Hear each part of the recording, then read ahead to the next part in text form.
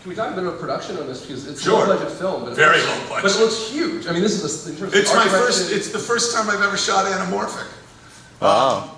Letterbox. widescreen. Yeah, Yeah, well, not widescreen, scope. yeah.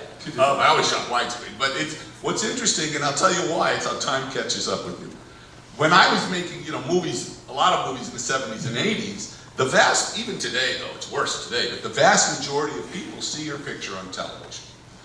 I mean, the example I used to give was Gone with the Wind. Gone with the Wind, to this day, is the most successful movie of all time. Because now when they talk about the biggest grossers, well, people paid a dime, 15 and 25 cents, 50 cents, and $1 to see Gone with the Wind. They didn't walk in and say, here's 14 bucks, Grosses don't mean shit when they talk about grosses. The most successful film of all time is in what the British call bums on seats and the French call paid admissions, but is Gone with the Wind. More people saw Gone with the Wind on television when it was broadcast on NBC than had ever seen it in a theater. Just people, it's worse now. Now it's computers and iPhones, and God knows. But I thought, well, television, they would always pan and scan. You know that thing where you watch Spartacus, someone said, I am Spartacus, and you'd see a nose. I am Spartacus. And off screen you hear, I am Spartacus, with all one shot, or it would pan, I hated it. So I didn't want my compositions destroyed, so I always shot widescreen. And then what's happened in the last 10 years is now everyone's flat screen TV, which is widescreen. Yeah. It's a square. And so, it's a rectangle, and they also they letterbox. So anyway, I said, fine, I'll do it. Because I wanted to shoot Three Amigos and Blues Brothers scope, and I didn't because I was so scared of just the weird shit directors think about it. Now it's changed, so I was happy to shoot it. In terms of costumes, production design, and the amount of cast, the huge actors you've got in this, how do you pull it off at such an economic scale? Well, first of all, I had three brilliant key people. The production designer, Simon Elliott, who was really, this is his first big movie, brilliant. My wife, who is brilliant, Deborah Nadulman, who designed the costumes, and my cameraman, John Matheson. John shoots most all of Ridley Scott's movies, like Robin Hood and Crusades, and all those really bad movies, but beautifully shot.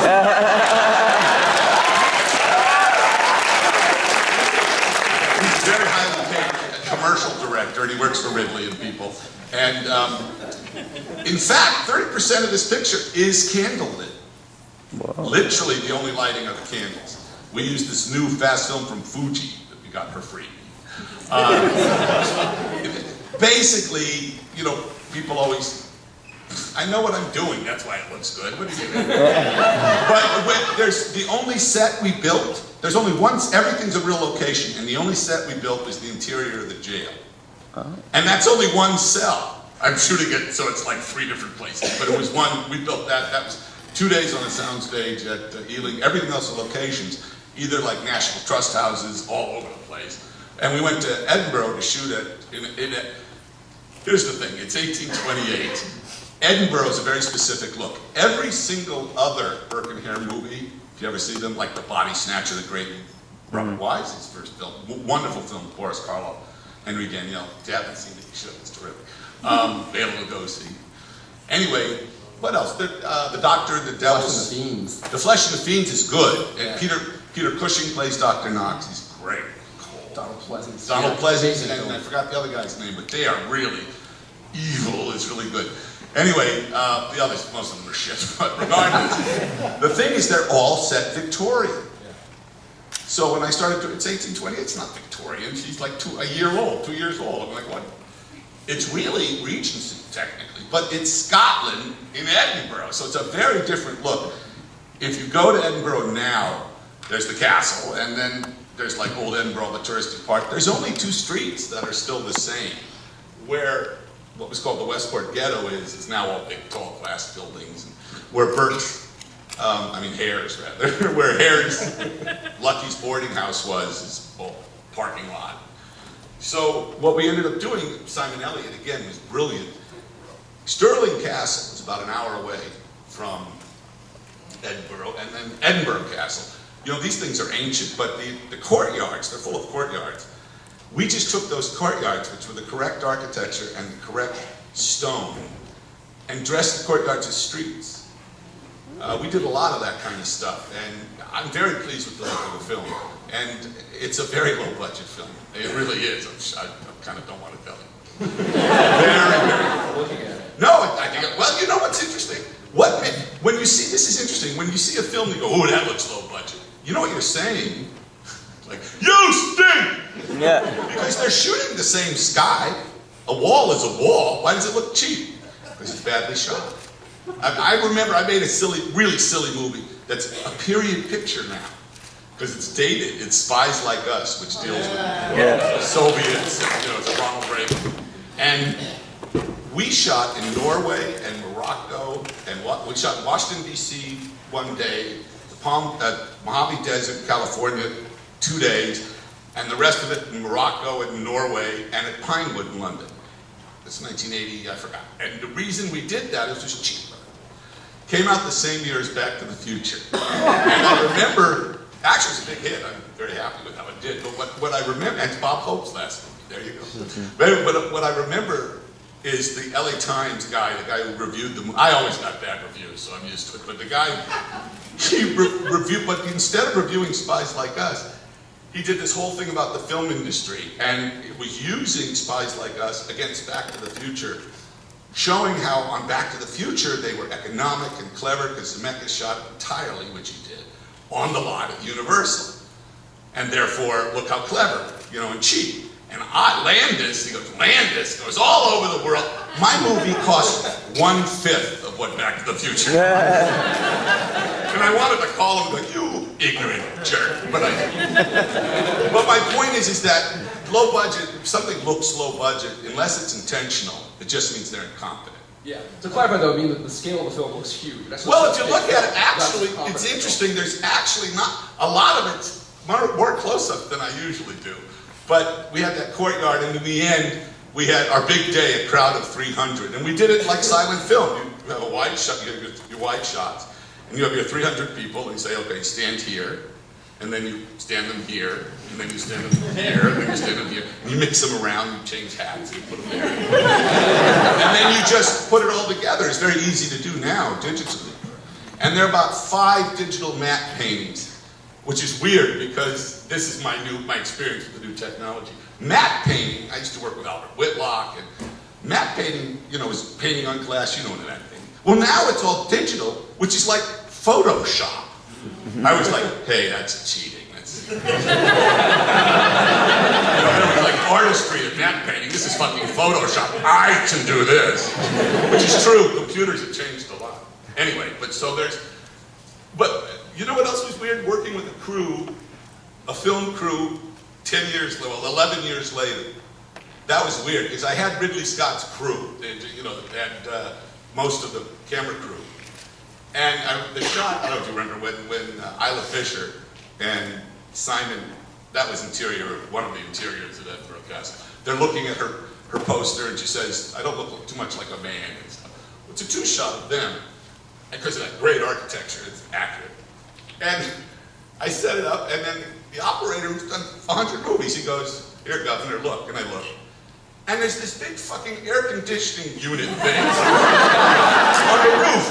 And I said, they didn't have those. And he looked at me like I was retarded, and he said, Governor, you just paint it out.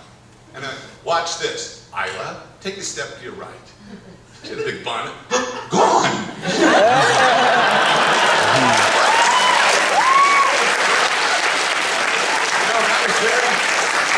That was very interesting to me because it's endemic of what's happened to filmmaking. It's very strange. We'll do it in post. Yeah, it's made people lazy. Lazy and bizarre because it's just because digital. The big advantage of finishing digital is always first generation. When you use an optical printer, every time you had an effect, you kept laying. Every time you. The big breakthrough with Jurassic Park was the movie. Wasn't the CG animation. That was fine. That was easy to do. Phil Tippett actually did stop motion with puppets, and they fed that information into a computer and duplicated it. That was not the big thing. And also Stan Winston made these brilliant, full-size dinosaurs that were incredible, especially the T-Rex, the electronic thing, that was incredible. But the breakthrough in that movie was digital compositing.